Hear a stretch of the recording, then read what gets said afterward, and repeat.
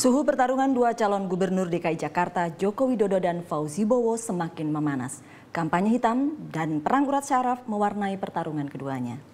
Yang banyak jadi sasaran tembak akhir-akhir ini adalah Joko Widodo.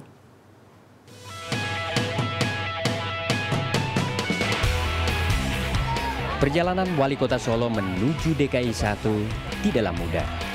Berawal dari pencalonan yang mendadak dari Partai Demokrasi Indonesia Perjuangan dan pasangan wakil gubernur yang seakan dipaksakan dari kepentingan partai. Setelah memenangi putaran pertama, perjalanan Joko Widodo semakin terjal. Hujatan dan kampanye hitam terus menghujani pasangan calon gubernur ini.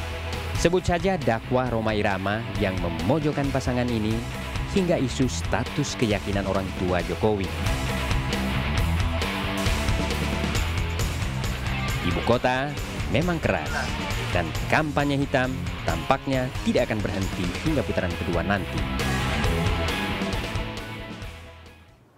Ya, The Headlines kali ini menghadirkan calon gubernur DKI Jakarta, Joko Widodo yang akrab disapa Jokowi.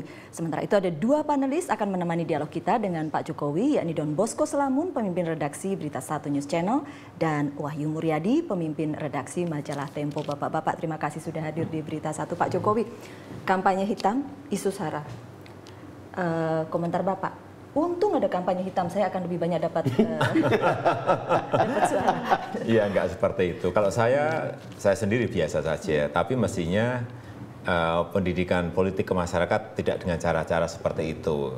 Menyampaikan isu sara, menyampaikan black campaign yang semuanya hampir tidak benar. Gitu. Sehingga menurut saya pilkada ini ya harusnya itu menjadi ajang adu visi, adu program, adu solusi dari semua problem, semua masalah dan persoalan yang ada di Jakarta.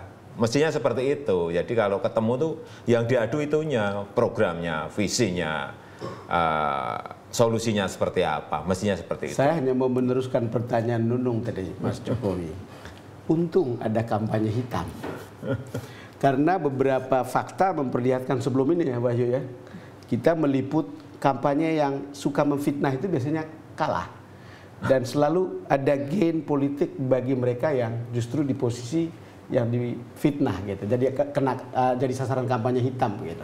Banyak orang bersimpati untuk orang teraniaya. Apa seperti itu? Iya, justru ya istilahnya itu politik sacrifice ya. Orang yang terdalimi, orang yang menjadi korban itu malah justru menguntungkan yang dikritik atau didalimi ini gitu. Pak Jokowi melihat ada satu. Wah, nggak tahu ya, kalau itu yang menilai kan masyarakat. Kalau saya ya kadang-kadang tersinggung, kadang-kadang yang sabar lagi. Ada rencana untuk sabar lagi. Ada rencana gugat nggak, Mas? Gimana? Ada mau rencana gugat? Enggak lah, saya itu bukan tipikal orang yang seneng gugat-gugat lah. Ya meskipun kalau ditanya tersinggung, ya saya kan juga manusia biasa. Itu akan ada langkah misalnya memaafkan dalam bentuk apa gitu? Mendeklar bahwa Anda akan memaafkannya atau gimana? Ya pokoknya ya saya nggak punya perasaan apa-apa sudah. Tersinggung sebentar, kemudian sabar maafkan. Udah gitu aja. Kayak Sufi kayaknya. Tapi ada rencana untuk mempertemukan Pak Rhoma Irama dengan Pak Jokowi ya? Iya. Saya dengar Pak Jokowi menolak. Kenapa, Mas? Oh enggak, kapan mau ditemukan? Enggak, ditemukannya seneng loh. Saya ini penggemar beratnya Rhoma Irama. Oh begitu ya? Iya, penggemar beratnya Bang Haji. Jadi kalau ditemukan ya seneng. Mau dangdut bersama. Penggemar beratnya ya Pak ya? Kenal lagu-lagu Rhoma Irama? Ya banyak lah, dari mulai yang penasaran, begadang, darah muda, 135 juta. Sebentar lagi Pak Jokowi nyanyi. Itu di usianya Mas Jokowi lah lagu-lagu itu populer. Usianya. Bukan musik heavy metal aja yang digemari oleh beliau, bukannya classic rock aja, tapi juga dangdut. Iya, tapi Pak Jokowi melihat buat Jakarta pengaruhnya seperti apa? Isu seperti ini, Sarah. Kalau yang saya lihat di bawah, di masyarakat, saya ke kampung, kok nggak ada kelihatannya, nggak ada pengaruhnya. Yang saya tangkap ya, yang saya rasakan, nggak ada kok yang tanya ke saya mengenai itu, nggak ada. ketemu ya salaman ngomong-ngomong yang lain. Gimana Pak program? Gimana Pak ini selokan kita nanti ini apa kali yang di belakang rumah kami ini sering membanjiri. Ya, karena ada gitu. beberapa orang khawatir kemudian ini tidak hanya sekedar berpengaruh pada pilkada, tetapi dalam arti yang luas buat kehidupan masyarakat Jakarta tidak terlalu bagus. Betul, tapi memang berbeda Mas antara suara yang di atas dan yang di akar rumput. Jadi rasanya suara di atas itu adalah suara yang jatuh di tempat lain dibanding dengan aspirasi di akar rumput. Jadi kalau Anda mengatakan begitu, saya kira dalam beberapa peliputan kami sebagai wartawan dari dulu juga memang itu akan beda. Kecuali ketika zaman Orde Baru. Itu karena orang mungkin digertak juga, sampai digertak. Gitu. Kalau sekarang kan orang tidak bisa digertak. Dan survei bukan hanya digertak, tapi injek kaki. Oh, injek kaki. Gitu. Iya kan? Tapi sekarang udah nggak zamannya lagi Pak Don ya? Nggak zamannya lagi. Rasa-rasanya saya kok cenderung menganggap bahwa isu SARA, ya kan, model-model kampanye nggak bermutu seperti ini nggak ada pengaruhnya Pak bagi umumnya pemilih di ibu kota. Kira-kira begitu ya? Mas Wahyu, sebelum mulai putaran kedua, sesudah putaran pertama, beberapa orang sudah meramalkan bahwa isu seperti ini, isu primordial, suku, agama akan termasuk dalam diskusi kita di sini. Iya, termasuk dalam diskusi kita. Dan ternyata memang terbukti. Anda melihat memang tidak ada pilihan lain buat tim? Loh, sebenarnya banyak pilihan lain. Saya juga heran kenapa kok mereka justru terjebak untuk memainkan isu-isu yang tidak bermutu ini gitu loh.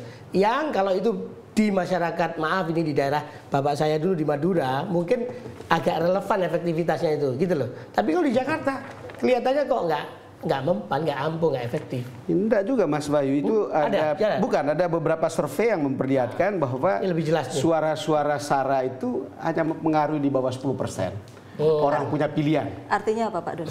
Artinya ini tidak mempan. Orang bahkan partai politik juga tidak terlalu berpengaruh. Artinya ketika pemilihan itu untuk pemilu kada atau pemilihan presiden itu pada umumnya kan personality, orangnya yang dipilih.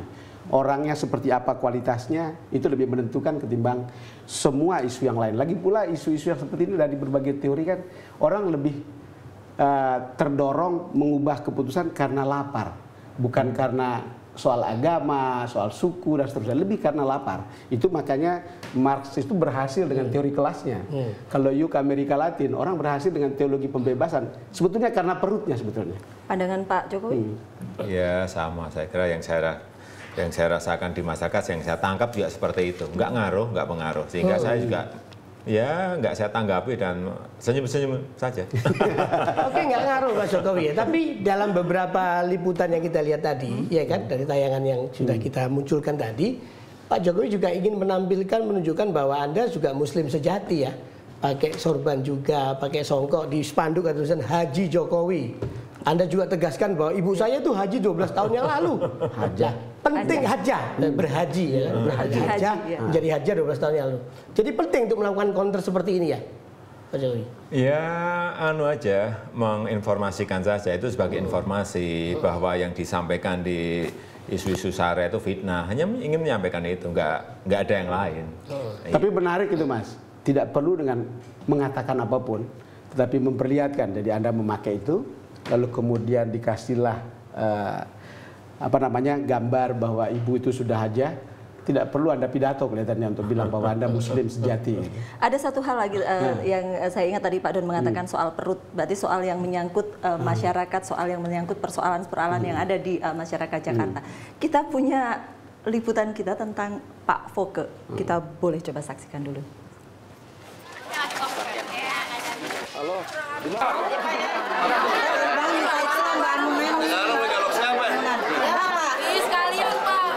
Jokowi mah bangun di Solo aja.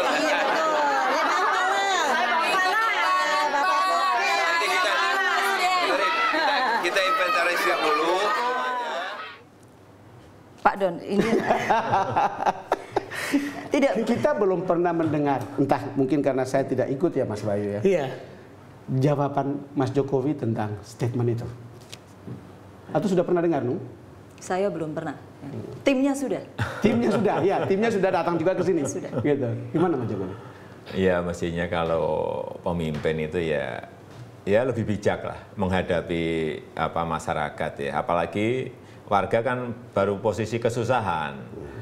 Mestinya dihibur, kemudian direspon dengan cepat, berikan bantuan. Mestinya seperti itu. Tidak diberi jawaban. Dalilnya timnya Pak Foke ini adalah guyonan, apa istilahnya? Dalilnya adalah guyonan, tetapi para ahli, bukan para ahli ya, para yang ahli untuk komunikasi politik mengatakan itu kepanikan, salah satu bentuk kepanikan dalam berkomunikasi. Tapi yang ini, Pak Yuyu yang bikin di Tempo lah. Ya itulah. Ini ibarat lagi bertinju sampean ini, Mas. Ini menggambarkan Ini kondisi. menggambarkan kondisinya. Anda lagi minum air, Pak Foke lagi ditaruh es di kepalanya. Tapi Anda yang bikin itu kira-kira mana? Menggambarkan apa nih? Lah ya ini kan jelas tuh Pak Don, ya kan ceritanya ini dulu maunya kan yang pakai kumis ini janjinya cuma 1 ronde atau maksimum 3 ronde bisa jatuh. Terus? Tapi ternyata sampai 6 ronde bertahan malah angka suaranya malah lebih banyak. Angka maksudnya? Angkanya, perolehan angkanya lebih banyak Pak Jokowi. Sehingga dia di sisa 6 ronde berikutnya, kalau ini 12 ronde, itu dia susah payah untuk mengejar ketertinggalan angkanya itu. Celakanya di sisa waktu itu dia pakai langkah-langkah yang blunder gitu loh. Yang menguntungkan yang pakai sedot air ini. Katanya Mas Jokowi, kalau lihat gambar ini betul nggak? Jadi sekarang Anda jadi orang yang harus bertahan, lalu ini kemudian harus fighter. Ya enggak lah, enggak hanya bertahan saja. Bertahan, kadang nyerang, kadang bertahan gitu. Pokoknya pakai umpan pendek, umpan panjang. Hit and run. Iya, pakai hanya Jokowi masanya. 1, Foke 0 ya bacanya ya. Oh, itu dia. Itu ronde Media-media pertama. ya. Itu ronde pertama. Jadi ini memang menggambarkan bahwa ini mendekati injury time, harus habis-habisan ya. Biasa nonton tinju begitu kan? Oh iya, kalau di sisa Anda sudah ketinggalan angka banyak, maka di sisa ronde yang tersisa ini Anda harus fight untuk mengumpulkan angka sebanyak-banyaknya. Tapi apa Resikonya dua, resikonya dua. Kalau dia kehabisan nafas bisa dia jatuh, atau kalau dia salah mukulnya malah jadi kontraproduktif, malah jadi tapi bumerang. juga bisa jadi KO juga Mas bisa juga Jokowi. KO, bisa jadi gitu loh. Gimana nih? Coba tanya. Nah, kira-kira untuk ronde kedua nih gimana? Ya kan? Yang putaran kedua. Putaran kedua. Ya apa ya, kita ini juga nggak punya strategi yang muluk-muluk yang besar-besar. Enggak, kita ini hanya langkah-langkah kecil, hanya cara-cara yang kecil-kecilan lah yang kita lakukan ini. Apa misalnya? Orang membayangkan, waduh pakai strategi pencitraan, pakai strategi turun ke kampung. Enggak, kita turun ke kampung itu bukan karena itu strategi. Jadi langkah kecil-kecil yang Anda sebutkan barusan Mas Jokowi, kan kita barusan dengar Anda dari Pasar Tanah Abang, lalu ke sini naik taksi. Tapi sama-sama mobilnya. Tadi kan kenapa mestinya membeli taksi gitu, bukan bawa mobil sendiri? Ya enggak, karena macet saja Pak Don. Macet ya kita ganti taksi. Ada berita yang lain tentang pertarungan antara Jokowi dan Iya ini soal itu tadi seperti kata Mas Jokowi, isu SARA Jokowi, saya tersinggung. Tapi memaafkan bukan? Tersinggung sebentar. Oh sebentar. Selebihnya tersanjung dia. Kita tunda dulu, kita akan jeda dulu. Sesudah itu kita lihat apa sih yang akan dilakukan Pak Jokowi untuk menghadapi putaran kedua ya Pak ya? Iya. Apa yang akan dilakukan Jokowi menghadapi ronde kedua Pilkada DKI Jakarta? The Headlines akan kembali untuk Anda sesaat lagi.